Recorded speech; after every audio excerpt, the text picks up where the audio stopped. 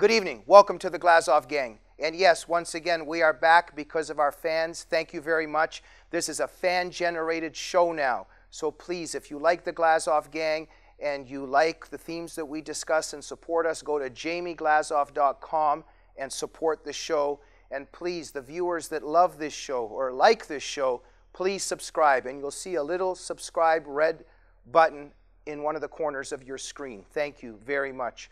What an honor and a privilege it is to have this evening two guests with us, honorable guests, Ingrid Carlqvist, the editor-in-chief of Dispatch International, and we also have with us Nima Gholam Alipour, a Sweden Democrat politician. Nima and Ingrid, welcome to the Glazov gang. Thank you very much. Thank you, Jamie. It is a real privilege to have you here. Tonight we are discussing how Islam is conquering Europe. And we want to use Sweden as a country for an example, and both of you are experts in terms of what is happening in Sweden. Nima, I want to begin with you. You're doing a lot of great work. Thank you so much. Read your work at Gatestone Institute. You just wrote recently an article there about the problem with Sweden's immigration policy and the crime there. Let's begin with that. Nima, tell us about the problem of crime in Sweden. Well, we have a lot of immigration. We have a liberal immigration policy, and the problem is that a lot of these immigrants they are concentrated in some areas, and they have trouble getting work. So we have a lot of unemployed people in the same area, and that leads to criminality. Okay, now 1 second. Now a leftist or a Marxist would say, oh, well, this is the problem of the capitalist system, and who exactly is involved here? So let's begin with saying this. Who are basically these immigrants? Where are they from? They're from a lot of countries where there are war, because Sweden takes a lot of refugees. So it's mostly from Syria, Iraq, a lot of Middle Eastern countries. Okay, now Nima, would you say therefore if a lot of Muslim immigrants turn to crime, are you blaming the system of Sweden, or does Islam also have something to do with it? Well, when you have problems getting integrated into the society, you will do other things. So when you have a culture that is the opposite of the Western culture, then the chance is higher that you turn to other things like crime. Okay, so 1 second. Is it Swedish society that's saying, no, we don't want you, and the Muslims are just begging to integrate and leave Sharia behind? Or is it Sweden that's saying, come join our society, but the Muslims want to hold on to Sharia? Well, there's the problem that the Swedish politicians today, a lot of them are saying that Swedish culture isn't that good, and other cultures than the Swedish culture is great. So what happens is that people are not incited to get integrated into the society. Instead, the government is paying immigrant associations a lot of money to keep their culture in Sweden. In other words, Sweden is actually fostering and promoting ideologies like Sharia. Ingrid, what do you add to what Nima is saying? Well, I think you have to take into the discussion that every year there comes about 100,000 new immigrants to Sweden. They come from failed states. They come from countries where they have Sharia, and those are horrible countries, and they come to Sweden and they bring this culture, and most of them don't have education. Some of them, a lot of them they're not even able to read and write, and they come to Sweden where we have no jobs for them, because we don't have jobs for people who don't read and write, and we have no places to live. So they get stuck together in this what do you call them, the no-go zones and these places. So of course there will be a lot of criminality, but it's a mixture of things. Thank you, Nima. In one of your articles you write, that when a crime is committed in Sweden, if it's a Swedish native person, they say that it's a Swede because Swedes are horrible, and they mention the ethnicity. If it's a Muslim that commits a crime, they don't mention ethnicity. What's going on with the double standard here? Well, I don't know why there is a double standard, but that's how it is. If a Swede commits a crime, it's part of a racist system, as they call it over here. So it's part of some kind of structure. But when an immigrant does it, then you don't have, you shouldn't talk about it over here because it creates more racism according to the discourse that is in the society right now in Sweden. What would you say about that, Ingrid? Well, I could tell you about a case we had. There was this black man and his little son. This was in Malmö, and there was a horrible racist attack against this man and his little son. They even tried to push him off a bridge. And the newspapers got crazy, you know, writing about this racist attack. Oh, the horrible Swedes, the horrible white Swedes. Until they found out that the attackers were from the Middle East. So then the newspaper just stopped writing about it. Then it was no racist attack anymore, because immigrants can't be racist of immigrants or of Swedes. Actually, I like to add something there. They were planning a demonstration in Malmö because of that attack until they found out that it wasn't a Swede. Then they canceled the demonstration. How did we get to this place where Islam and Muslims cannot be criticized? Why are they exempt from criticism? I mean, they are very good themselves at pointing out that they are martyrs, they are the victims. So they come with this view of themselves as victims. I mean, they don't actually see themselves as victims, because they see themselves as they are supremacists, you know, they will rule the world. But they know that when they come to the West, we will feel sorry for them because they are not as developed as we are, and they come from failed states. So they take advantage of that. And the Swedes are so happy to call them victims. Ingrid, I find it very interesting that you come from a failed state, but yet your system is better than the West system. So there's an inherent contradiction here. Let me ask you this. Nima, you also write about this. There's now a reverse racism against Swedes. And once again, I want to tie to what's happening in Europe here. But overall, there's violence against Swedes. And also in certain sections of Sweden, if you're a Swede, you actually won't get a job. If you're a Muslim from the Middle East, you will get a job. How does this reverse racism work, Nima? Well, it works as you described it. Like there are areas like Rosengård, and when you go there, you see that there are businesses that only hires immigrants, and these businesses they're getting money from the government.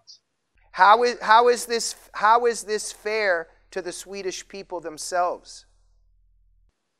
It's not fair. Of course, it's not fair, but that's how it is today. And I think a lot of that has to do with that Sweden has business relations with Islamic countries, and they want to take care of those business relations.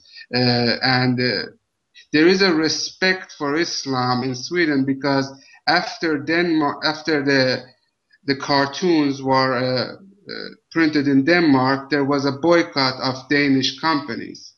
And I think Sweden is thinking about that. Swedish politicians are thinking about that when they're giving Islam a lot of space in Sweden. Also, Sweden doesn't have a real defense against Islamic terrorists today. So I think they don't want to incite an attack because Sweden can't defend themselves against any terrorist attack if it would happen. Nima, are you suggesting that there's a connection between Islam and Islamic terrorism?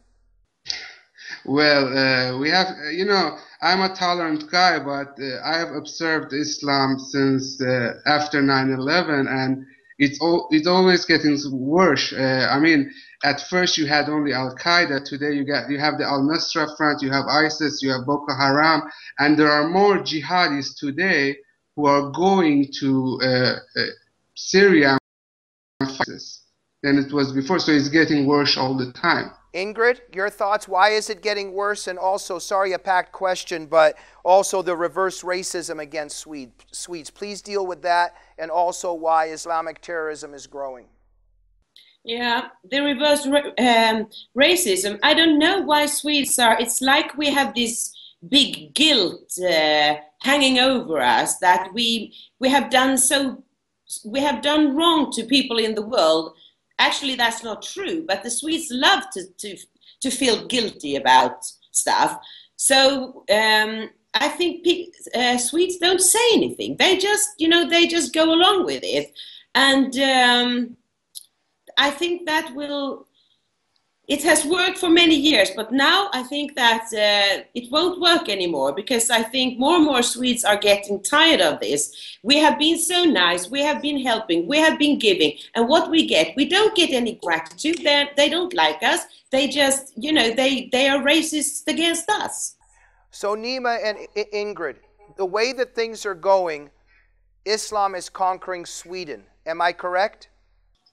Well, yeah. It's getting a lot of influence in the society. Okay, Ingrid?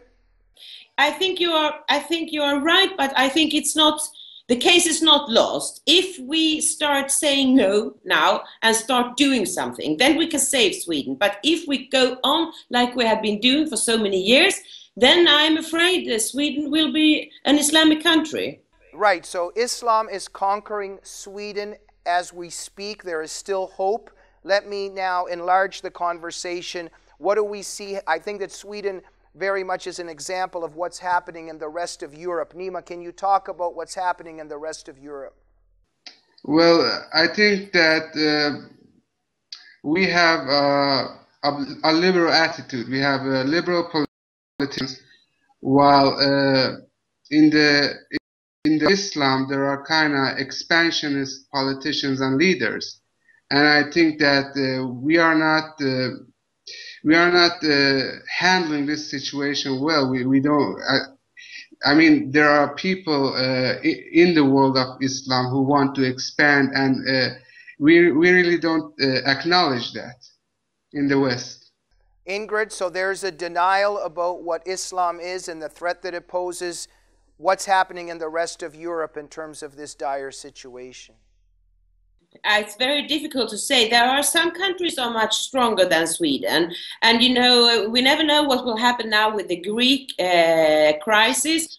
Hungary, they are saying no to refugees. I mean, the European Union is starting to crack.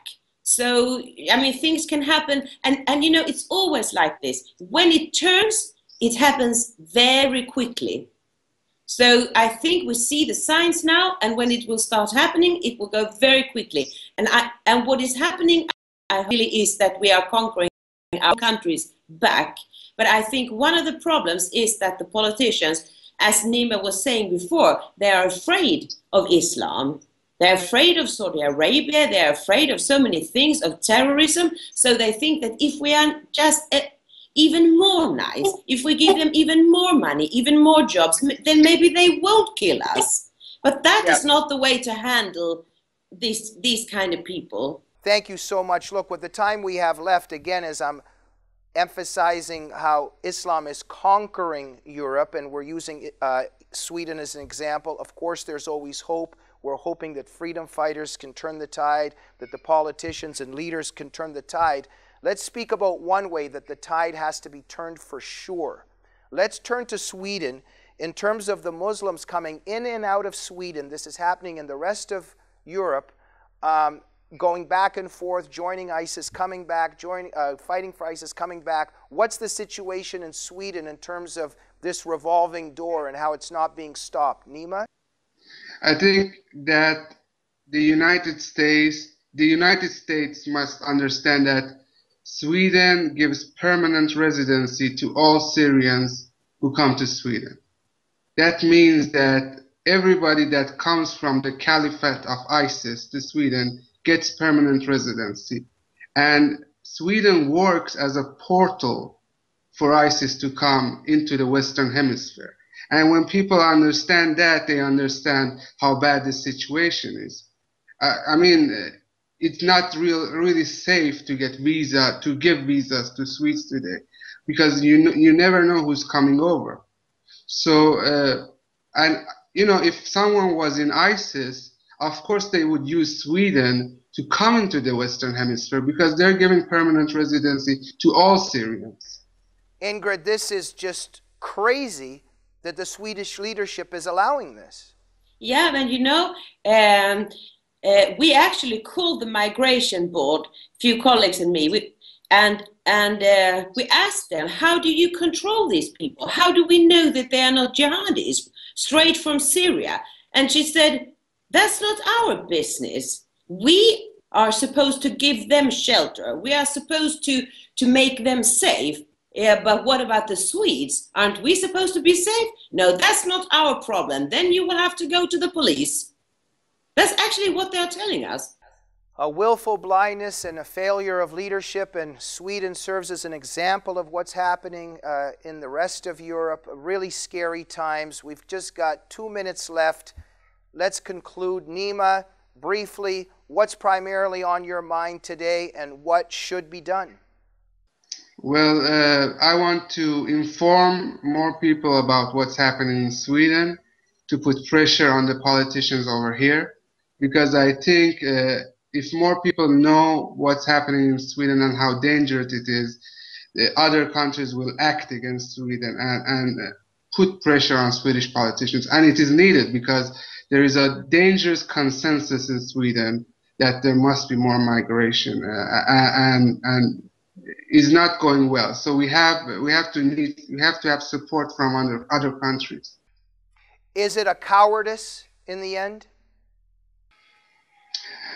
Well, I think that is a little more than that. It goes back to the 60s and what ideology was spread in Swedish schools at that time. So it's more complex. Yeah.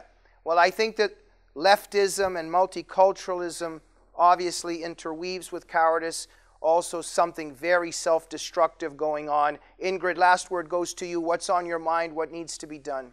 I agree with Nima, but the Swedes need to wake up too. That is one very important thing. Swedes are very timid, they don't want to make fight. They are not like the French, running out in the streets, making big demonstrations. The Swedes are very quiet, but I think that there is still a few Vikings here. So if we just, if people can just find that strength inside of them, I'm sure the politicians, they will have to watch out for the Swedes.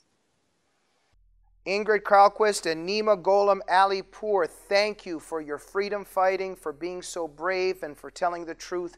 Keep the fight going, and hopefully when invited, you'll come back on the Glazov gang? Of course. Yes, of course. Thank you so much for being here. And our fans, once again, this is a fan-generated show.